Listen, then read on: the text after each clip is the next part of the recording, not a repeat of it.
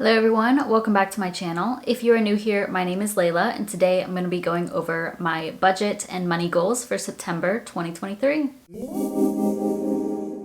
Alright, so we are coming up quick on the final month of quarter 3 of the year, which is just crazy. The time is going super fast. I'm not really sure how I feel about it at this point, but I'm going to go ahead and hop in. First, we're going to talk about my money goals for the month. The first one would be that I would like to save $2,500 or more. The reason I have a general savings goal is kind of just because I'm not set in stone about the things that I think I want to prioritize for September.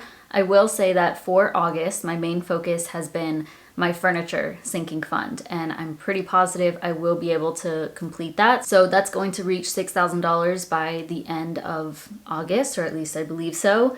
So for the rest of the year, there's a couple of things that I have decided I should start saving for. So the first thing would be related to this channel, related to this finance business that I have. In a recent video that I uploaded, my financial goals before I turn 40, I talked about how I wanted to create a biannual grant or biannual scholarship, and I would like to start that this year. So I do need to save up $1,000 so I can go ahead and create that and get that going. That will probably be, like, the applications will probably open in November, but I'll keep you all posted. Just because as of right now, I'm not too sure how I'm going to set that up or what the requirements are and stuff like that. The second area that I would like to save for is my Roth IRA for 2024. So I'm hoping that before the end of 2023, I can save up $6,500. And actually, I don't know what the max is going to be for 2024. It may stay at $6,500 for the Roth IRA, or it may bump up to like $7,000. So for the rest of the year, I think I'm just going to try to aim for $7,000. But depending on my income for September, I should be able to throw a couple thousand at that.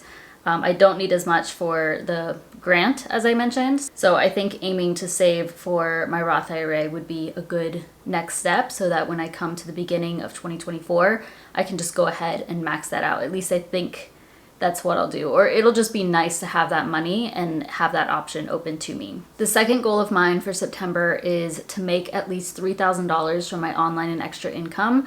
I found that this time of year, at least what I'm seeing right now, is that things are slowing down a little bit. I know it will pick back up in quarter 4 of the year and definitely in quarter 1 of the following year. But August, September, I feel like October sometimes too is much slower in regards to earnings. And I'm already seeing that that's what's going to happen in September. So I am hoping to try and maintain where I've been at throughout the rest of the year, which is over $3,000 in side hustle and extra income.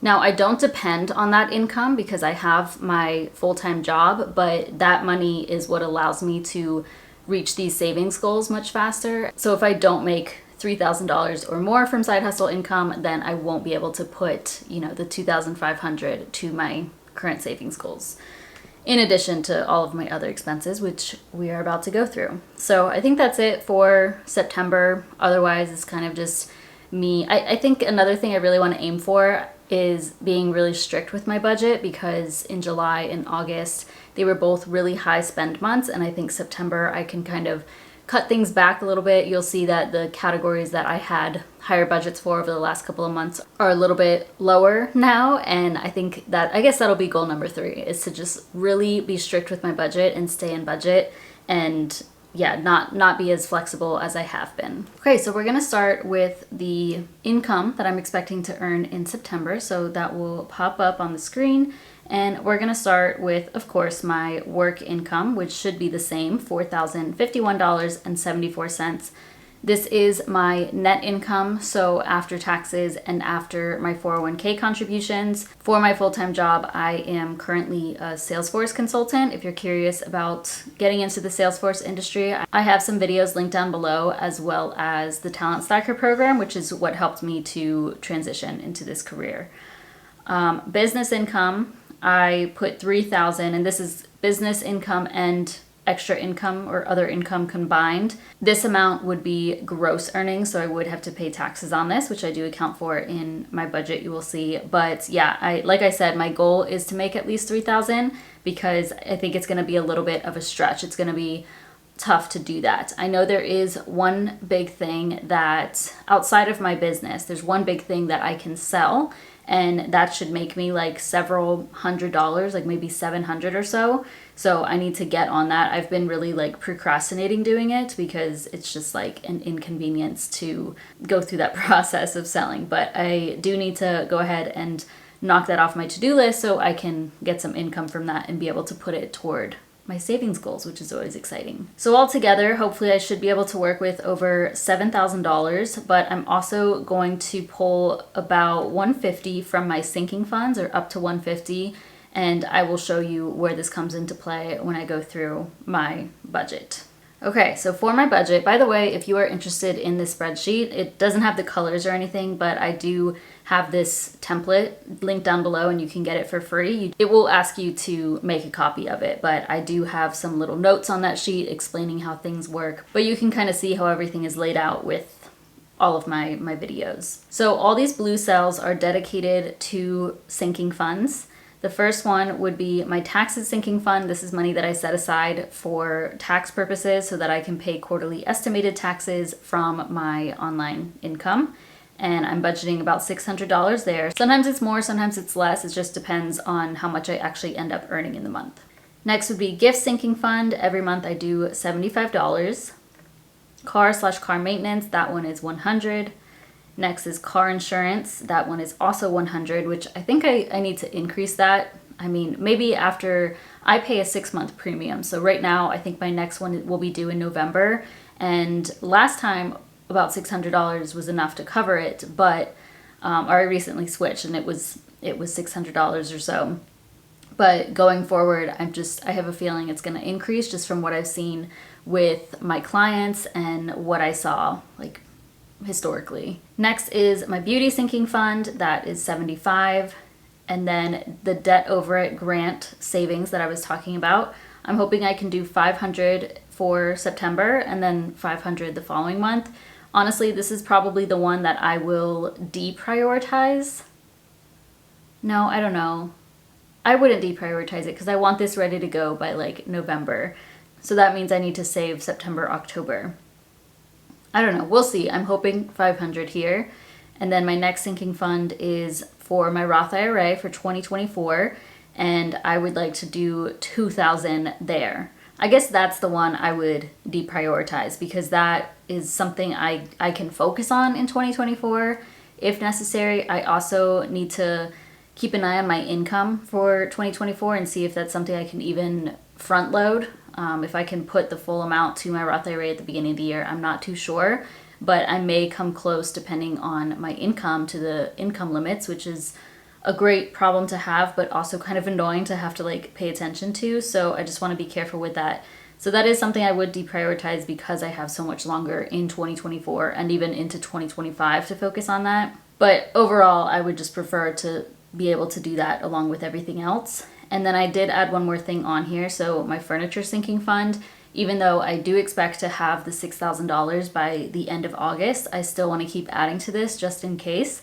And if I don't end up using that money, I would probably just put it toward my emergency fund or whatever I'm working toward. So I'm hoping to do $150 in September for that. Next would be my brokerage account. I'm aiming to do at least $100 each month. Next would be to donate. That is also $100 each month. And then the purple section is for housing. So first up would be house/utilities. And for September, it's looking like it's going to be around $1,147. So that's probably what I would pay. I don't think I would put the 5 cents. It just depends. This is actually just a guess, like an estimate of what I'm expecting to pay because one of our utility bills doesn't come in until like September 4th or 5th or something like that. So I don't know until the actual month. And then it's also due in September, and that is our water and sewage bill. It always comes later. So that one I just kind of guess, and like in August, you'll see that I overestimated how much it would cost, and then I put the same amount for September, so we'll see. I don't really know what to expect there. But this should be about right. If anything, it'll be a few bucks more or a few bucks less. And then household, this goes to anything for the house. Lately, there's been a couple of like larger purchases or just things that I didn't expect to spend money on this year, like getting a new microwave. I had purchased a lamp. I had purchased some pots for my plants, that sort of thing.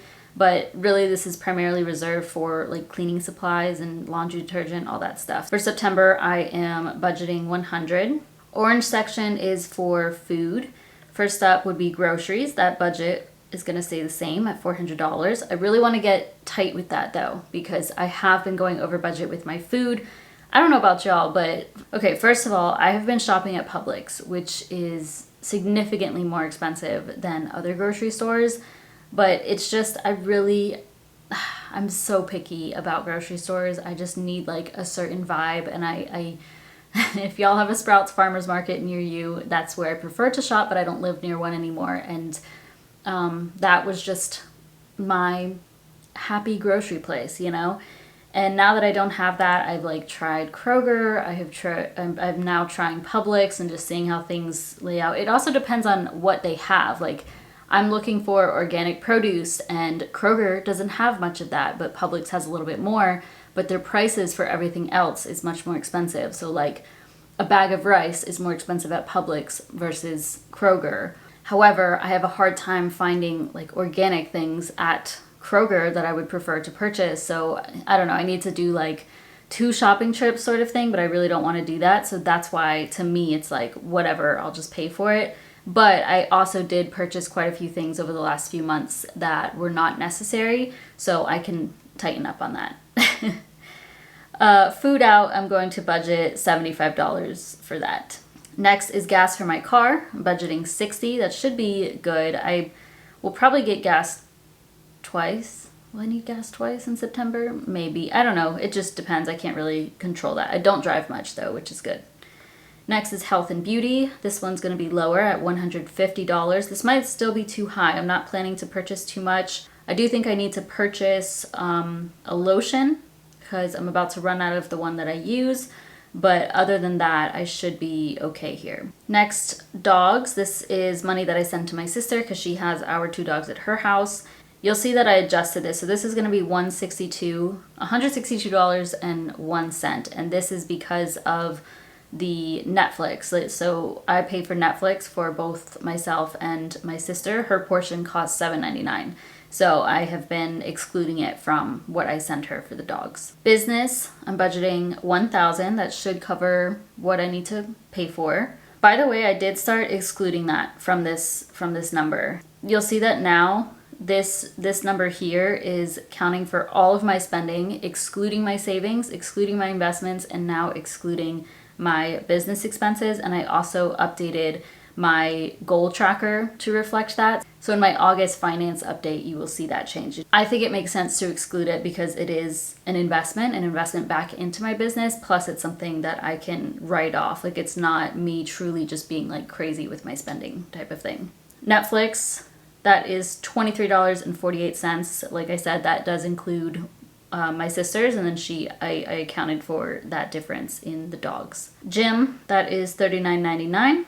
Gifts, $150. So my boyfriend's birthday is in September. I'm budgeting $150 for that. This should just be strictly like purchasing gifts. I like could count groceries because I'm gonna like make him dinner and make him a cake and stuff. But I'll count that toward groceries. I think I should be good there. And with my income, I had mentioned I'm pulling $150 from my sinking funds, and this is where it comes into play. So I am pulling that from my gift sinking fund. Next and final thing would be parking, and I am budgeting $100 for that. I'm not too sure about this one, and this parking comes in because of the airport. So now I used to live much closer to the airport. Not like super close, but close enough to where we could take an Uber and it would be affordable. But now if we were to take an Uber from our house to the airport, it would be much more. Like there and then back, when we come back from our trip in September, it would cost well over $100, depending on the time too. Because there's sometimes like if you get back during peak hours or whatever, a drive can be, even before, like at my apartment before, when it was just like not even 20 miles, that was like $80 for a drive sometimes. So we decided for this trip and probably any other trip while we live here, we're gonna just drive to the airport, park there and pay for it. And yeah, honestly, I think we'll split this. My boyfriend and I will probably split this, so it may not be 100 for me, but I figured I would just go ahead and budget for that because I don't really know. I've never parked at the airport, so I don't know what to expect. But yeah, altogether, I would be spending about $7,207. But if we exclude my savings and investments, I would be spending just $2,500, which is really good. And assuming that I do earn the income that I am predicting, I should be good. But if it's any less, then like I said, I will probably not focus. I will deprioritize my 2024 Roth IRA.